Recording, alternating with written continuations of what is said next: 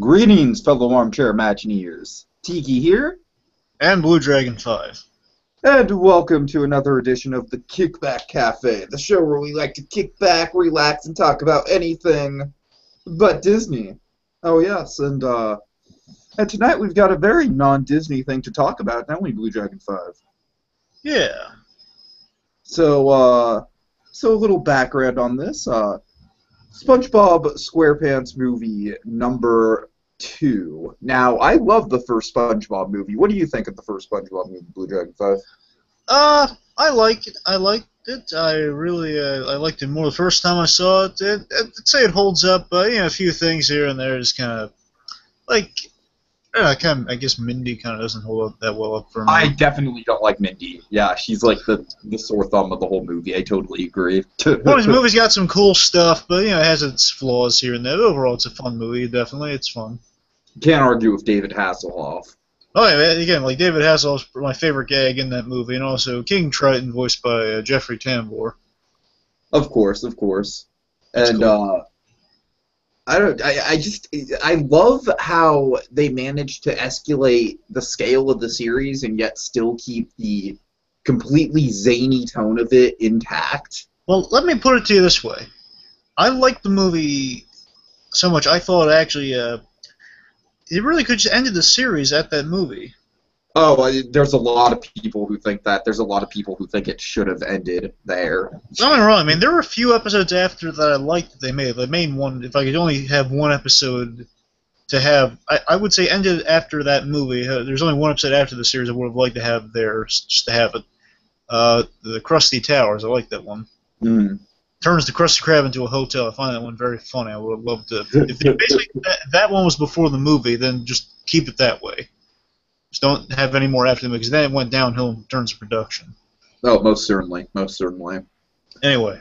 But so it has been a long time since Nickelodeon has released an animated movie to theaters based on one of their series, which is, I don't know, a little bit of surprise. I always was kind of surprised that we never got a Fairly Odd Parents movie, but that's just... Kiki, we don't need a Fairly Odd Parents. We've got tons of them on the small screen.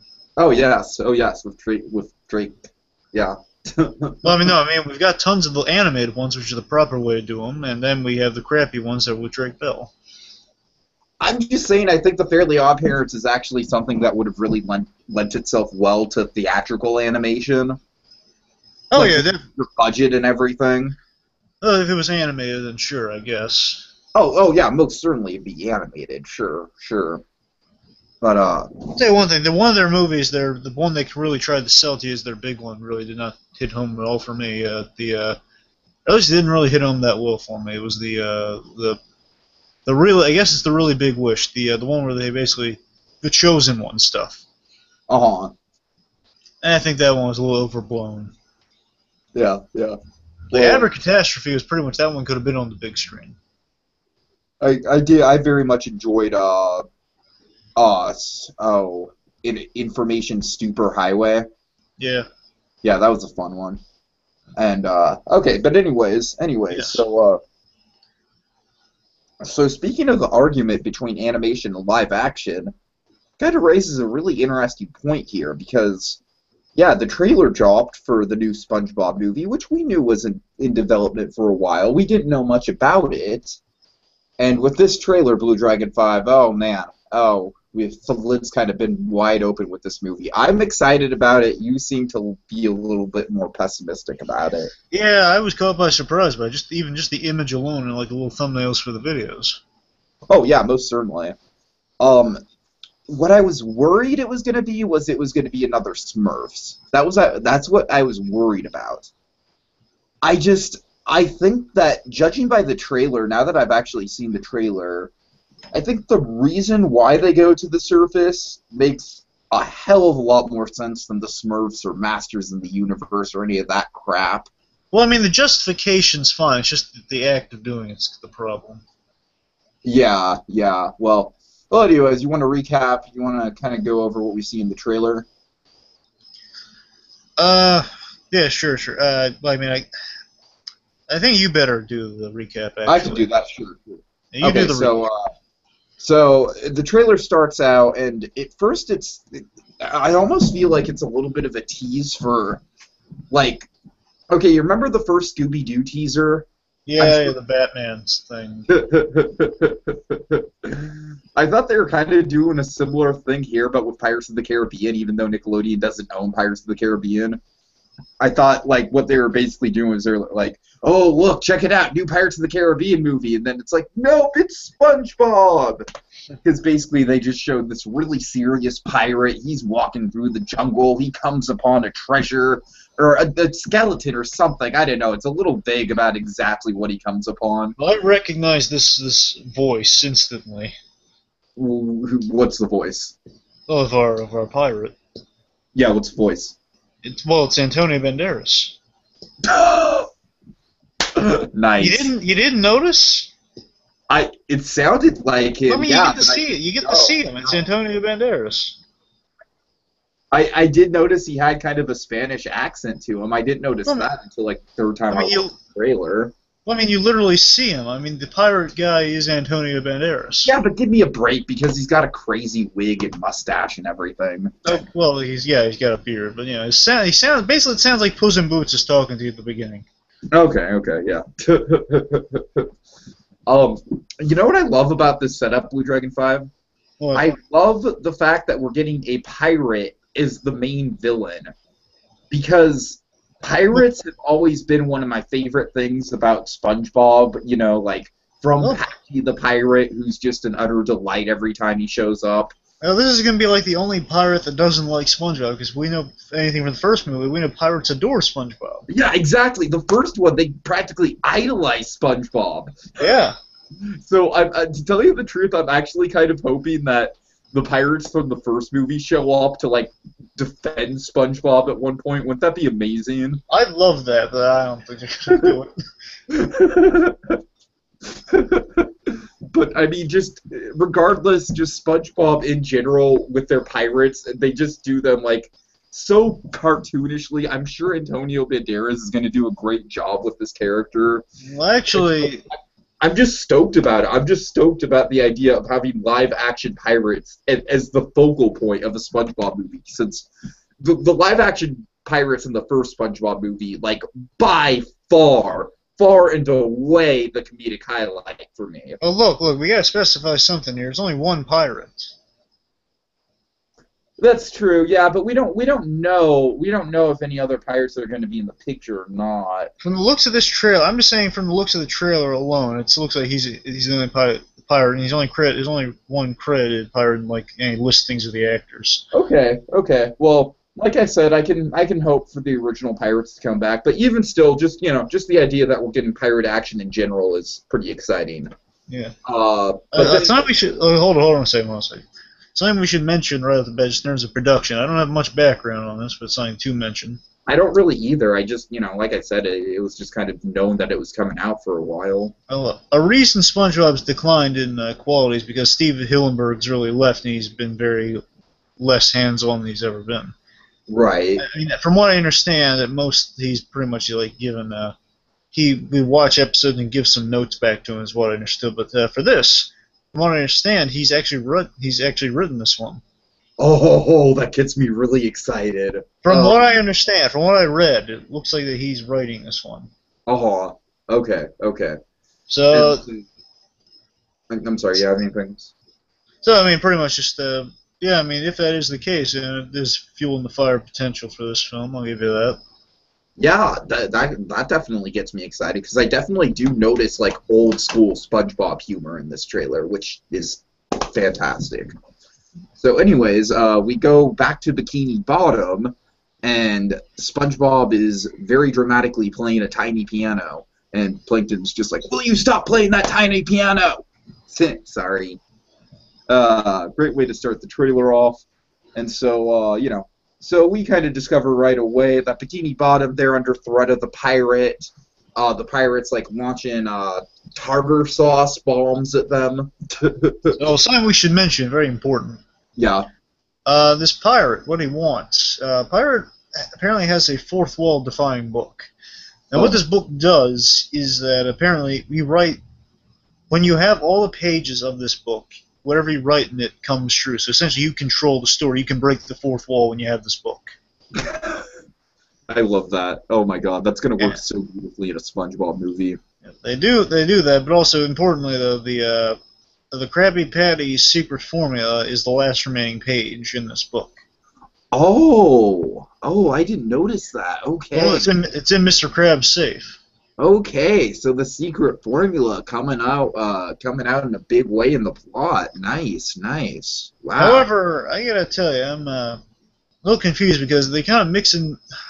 Basically, he says it's kind of like a magical book. So this is the thing. I'm saying the fact that it does that, they're claiming it's kind of magical, but more so, it's that we see later on in the trailer that Antonio Banderas, his name is Burger Beard the Pirate. And he's called Burger Beard for a reason, because apparently, if you get a really good look at his ship later on in the trailer, you see he has like a little to-go hole in it. So apparently, it's a restaurant built into the pirate ship. Oh, that's fucking amazing. Oh, that's wonderful. So what I'm assuming, so I'm a little confused to the plot here. So yeah, that's the thing I'm a little confused about. That does he want the Krabby Patty secret formula because of that? And what I think Hillenburg might be going for, which could be interesting if he plays it right, is if he's going for like a Lego movie sort of vibe, that this guy is the creator of SpongeBob. Oh, please let that be it. However, I don't know. The only hesitation I have with that is that Antonio Banderas, of all people, you want to be the creator of SpongeBob? Yeah, why not? I can think of worse people. No, I don't know. It's just the point is, like, if he's going for that vibe, it might be interesting because he has like think of it this way, guy. If he's at least if he's somehow responsible for, if not for SpongeBob, then basically the big thing in the world, the Krabby Patty secret formula. Oh. So what if basically what I understand, if that last page is indeed the Krabby Patty secret formula, this guy, he wants it back, and he's willing to do anything to get that because his business is going under, I assume, or at least his burgers aren't doing that well, so he wants the formula, and the secret formula comes from his old formula for his burgers. There's just so much comedy potential here just on this premise alone. But still, I mean, you have that. That I think I think that'd be kind of interesting. But then they say it's like it's a fourth wall breaking thing. That's the thing that confuses me. I think the Krabby Patty idea would be better, but apparently they sell it in the trailer that you have all the pages in the book. You can basically break the fourth wall with anything you write in the story. Sure. So that's the confusing thing. Why have both of those in there? I mean, why not just have the Krabby Patty formula thing in there, or the other ones, one or the other? Well, the book, it comes back, like, at the end of the trailer, but we'll talk about that a little bit. Yeah. So yeah, anyways, we see Bikini Bottom. It quickly turns into a bit of a war zone with this pirate. And an S&M war zone. What? And an S&M war zone. Appropriately enough, given Patrick's costuming choice at the end of the movie. Well, also, Squidward and Mr. Krabs is what I'm talking about. Right. I love the scene, like, where all the rioting's going on, and Patrick, he's got a hammer tied to his head, and he's banging on his rock. Patrick, what are you doing? I'm causing public destruction! And then Plankton's just like, isn't that your house? By the way, it looks like Plankton's definitely going to be on the good side this movie, or at least play the Loki role of kind of manipulating people. Well, I mean, I gotta tell you though, we saw the reason I say it's Krabby Patty secret formula is because it's inside safe, it's in the bottle. It's basically it looks like the Krabby Patty secret formula model. Right. And it's in a safe, and it has stuff in it, valuable stuff in it. So I assume it's Mr. Krabs. I mean, there's a slight chance it could be Plankton. Maybe that's why he's teaming up. I don't know. Okay. But I'm saying, that's usually the secret formula. So that's what I'm basing that assumption on. Interesting. So the point is, yes, Plankton is definitely teaming up with SpongeBob in this, which is kind of neat. Yeah, indeed. Not just SpongeBob, but it's the whole team. It's Plankton, Mr. Krabs, Patrick, Sandy, Bird, and Sandy. Sandy, I love that Sandy's in this. It kind of takes a little bit from the original inspiration for the first movie, where they were going to meet up with Sandy in the real world. And that bit just got completely cut out. Sandy was basically, like, irrelevant in the movie, in the first movie. Yeah. So I love that Sandy's in it. I love the fact that we're going to get the whole group playing off of each other the whole movie. Because if that was one of my minor complaints about the SpongeBob movie, it's that it was mostly just Patrick and SpongeBob on their own.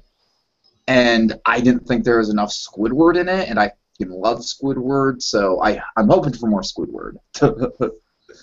Okay, but anyways, BlueDragonFive, what do they have to do to defeat this pirate? Well, let's get the page back, right? Well, they have to get the page back, but to get the page back, where did they have to venture? Oh, right. Yeah, they have to go to the surface. Yes, and so this is where the big twist of the movie comes in. Although I must say, I like how it's still obviously animated, and it's not like Smurfs or Chipmunks where they're like animating it in CG to try to make it look real. You know what I mean? Yeah. So I like the fact that it's just CG animation. Like I'm totally fine with that. I really don't have a problem with this. I think it's going to lead to some interesting interactions, some interesting plots, some interesting maybe some set pieces. I don't know. I'm all for it, to tell you the truth, especially because it's definitely a departure from the first movie while still taking inspiration from the first movie. I don't know. I'm a little worried about it and a little mixed on it because I'll admit, I'll concede the animation models look pretty neat. I'm just saying the animation on the characters looks pretty neat when they're CG. Right. But the thing about that is it's my worry, I guess, is that it's going to be like the reason it worked so well in the first SpongeBob movie is because they didn't overstay their welcome when they were on the surface. They were all in terms of servicing the plot. That's true. They quickly had to get out. There was a big build. First of all, they were usually in the show when they'd be on the surface. Rarely, they turn into actual puppets or props. Yes. Which is funny. And in the movie, they're 2D anime, which I think still would have. Which it worked well in that because it basically was a time-sensitive situation. You were so enwrapped in the plot that really didn't bother you. You were just with these characters. And basically they were brought back to life with the water, and then they were 2D animated. You didn't think of it. And now it's... Now they're... I think that's true. Where are they getting their water source from? Well, I mean, the way they did in the TV show is always, I thought, the creative solution that addresses the fact that, yeah, technically all these guys can survive on the surface. SpongeBob retains the waters. Can't starfish exist on land? I'm not sure if they can live on land. Well, at least they can visit. Right. I'm not sure. The point is, from what I understand, at least they absorb water somehow. Okay. We've seen crabs on the surface, haven't we? Oh, sure. The one episode that sticks out in my mind is the episode where they dare each other. And then I think it's basically the crew in this movie minus Plankton. So yes. Mr. Krabs, Patrick, Squidward, and SpongeBob, they get into a big argument, and that's exactly what I'm talking about. By the way, how great would it have been if this, I know it's not feasible at all, but how great would it have been if this whole movie would have just been like the sponge on the popsicle stick? I don't know. It's that's a timing. You can only have him there for so long before it kind of gets tired, and that's the thing I'm worried about. You're gonna have them too. That's the thing that always bothered me about the SpongeBob cartoon. Now since post the movie, is that I hate it when you forget that it's underwater. Basically, there's less bubbles being drawn. It just seems like they're on the surface all the time. That and especially when they bring human-ish characters down there, more human-looking characters. Right. In the water, because it takes you out of it. I'm willing to accept a few things. I'll accept the fire if they address it. If they address it, I'll leave the fire thing go. But instead of saying a lot of stuff. Yeah, I hear you. When Patrick says, "How is that possible?" or something, that's one thing. Haven't they done that before? They have. On the show? They have, and I'm saying some conceits like that. There's literally this episode where there's a chicken underwater, which bothers me. That's just it's why? like the Flying Dutchman's watching this weird motivational video, and basically, first of all, you get the fish guy with the beard and the sandals, which is just weird. But more so, he has a chicken underwater it's a regular chicken. It's with him, and also a thing that bothers me is you see above the surface, an eagle. How did they get that footage? I don't know, it's just the logic problems like that bother me. I'm kind of worried it's gonna kind of bother me this way. Like they're gonna be on the surface too long, doing too much stuff on the surface. Kind of takes you away from the charm of SpongeBob.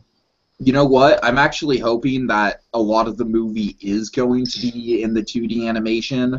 Like, I'm Yeah, hoping it's going to be a good, solid, maybe half and half.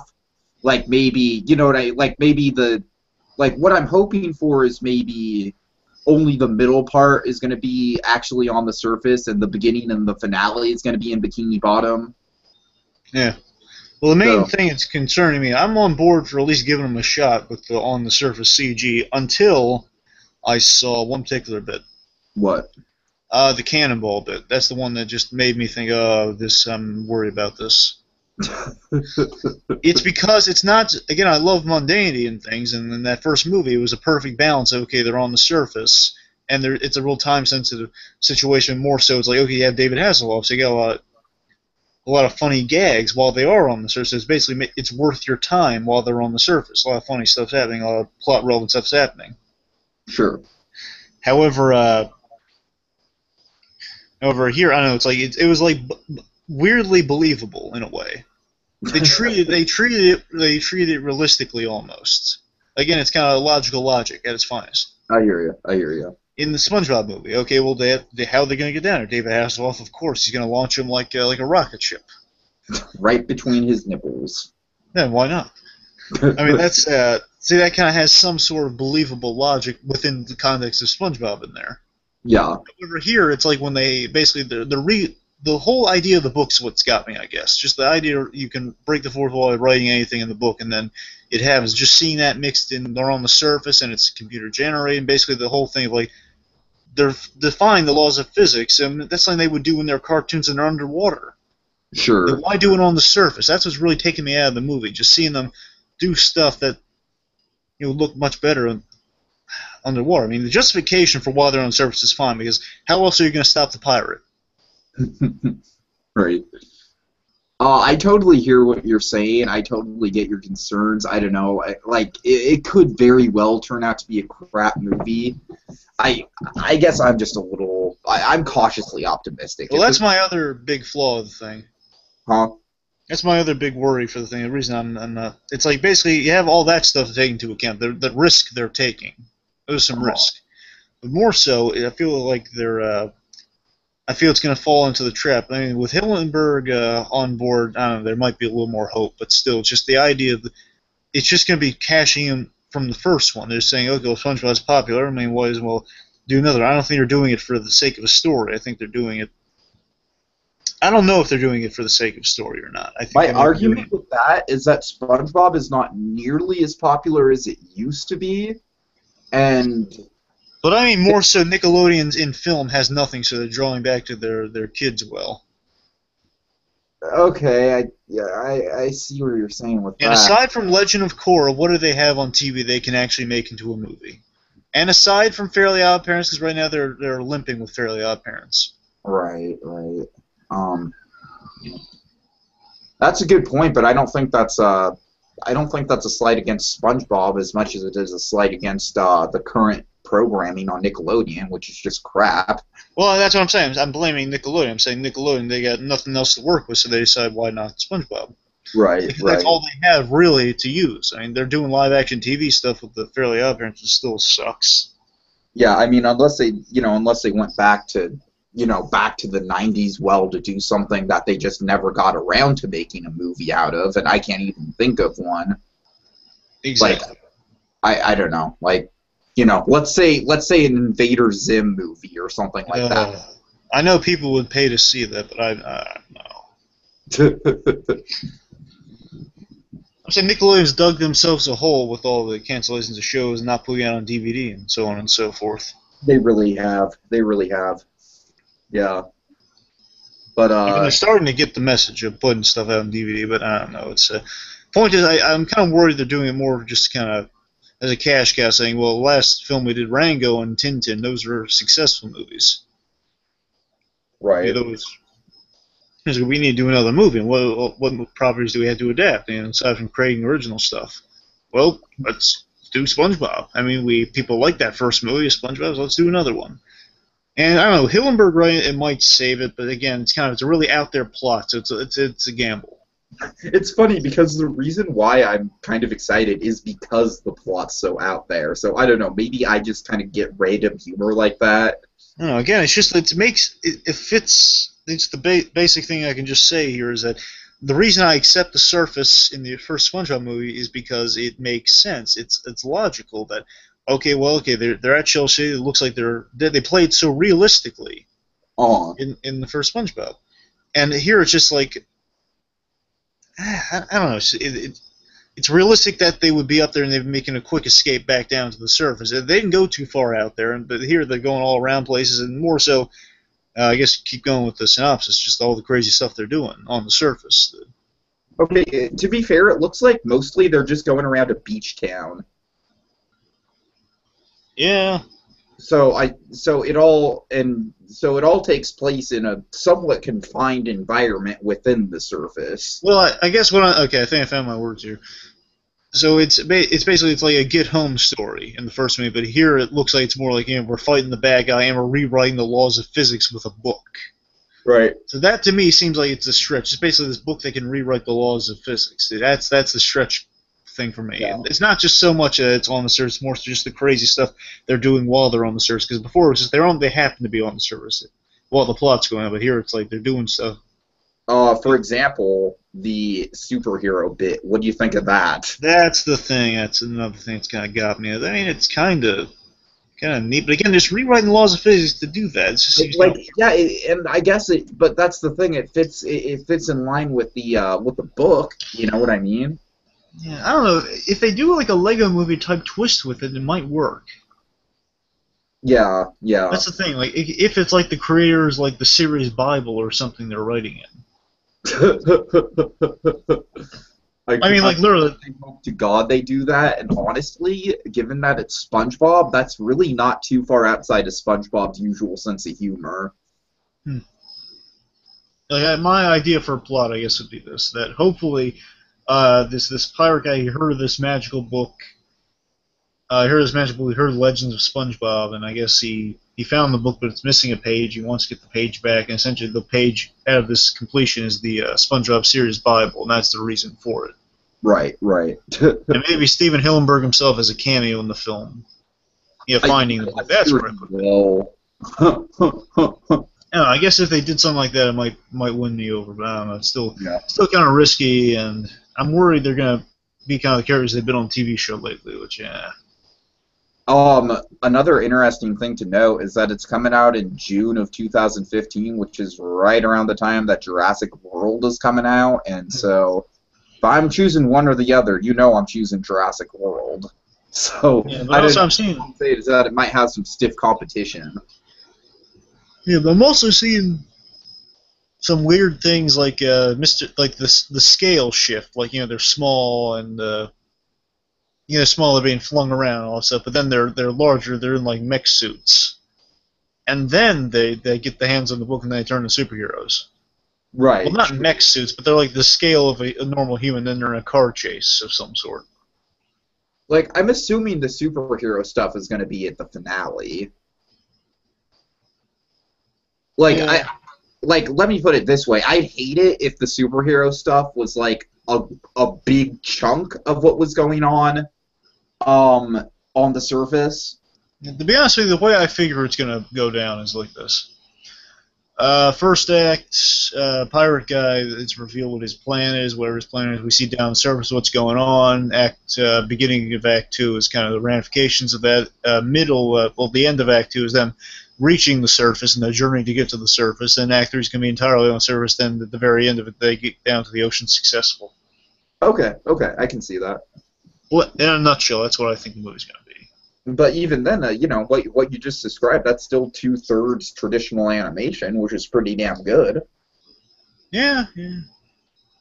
Yeah, I don't know. It kind of fascinates me in a way. It's a really interesting little movie, and I almost kind of feel like, much like how Sony's Amazing Spider-Man franchise is kind of like the underdog now compared to Marvel, I feel like SpongeBob is now kind of like the underdog compared to a lot of the big movies that are coming out in 2015. whereas SpongeBob was huge back 10 years ago. So I don't. It's very interesting. I'm definitely going to be keeping an eye on this. So yeah, it's again, me and you, we don't often disagree as much as we are on this one thing, but I see a lot more promise in this. But we've kind of gone over our points. But so anything else left you want to say about it? I don't know. I just don't know. I mean, some gags strike you as kind of the classic SpongeBob, like the ice cream gag, I guess. More so like Patrick sees a girl and he's really talking about the ice cream. Yeah. I didn't didn't like the whole gag about like, oh, do those guys work out? Yeah. I'm like, really? No, Like, yeah. they're like mech crabs and giant super sponges. It's like, Yeah. wow. It's like that, and I'm seeing like Plankton with like a huge buff body. I don't know, stuff like this kind of. You know what I do like though? I do like the quick shot we got of Sandy as a realistic squirrel. Yeah. Because again, I feel like that's just a callback to the plot that she was gonna have in the first movie. So. I don't know. I'm mixed on it. That's pretty much all I can say. I'm a little more negative than positive. I would hope that could change. Unless I hear good things, I'm not seeing the movie because it looks like it might just be a waste of my time. Oh, harsh. Oh, wow. I'm saying that's the way at least the trailers are presenting it to me now. It basically looks the way the trailer is showing it to me. It looks like it's going to be a gimmick to put SpongeBob in theaters again. Well, now he's going into the real world. I'm just saying that's marketing way it looks like it's done to me. I think I need a little more detail in the trailer to get me to think about this. I hear you. Well, to me, anything where Antonio Banderas plays a fast food slinging pirate is not a waste of time. But that's just me. I mean, don't get me wrong. I'm sure I'm probably not going to be seeing this in theaters just because, I mean, let's face it, man. Summer 2015 is going to be insane. Oh, yeah, I mean, think about it. We got 2 Pixar films coming out. Yeah. Jurassic World, as I mentioned, Adventures 2. It's just like I am legitimately Star Wars. I'm not going to have money to see all the movies I want to see. Star Wars. Yeah, that's not till December, so. But yeah. But anyways, people, we hope you enjoyed this little trailer review. I don't know, it's like I said, it's just kind of fun when we have differing opinions and whatnot. I personally, I do think, like, it could fall flat on its face, for sure, for freaking sure, absolutely it could. I'm just trying to be a little optimistic, especially because I love the whole pirate angle they're going with, and I will agree with you that the surface stuff does feel like a bit of a gimmick, but the fact that they do work it into the plot pretty well gives me a little bit of hope for it, so I don't know. Overall, see, I agree with you. It's a little bit of a mixed bag, but I'm a little bit more positive on it than you are. But fun times ahead. We'll just have to see how it turns out. All right. Well, thank you guys for joining us on this trailer review, and yeah, we'll see you next time when we review another trailer or something like that. Oh yeah.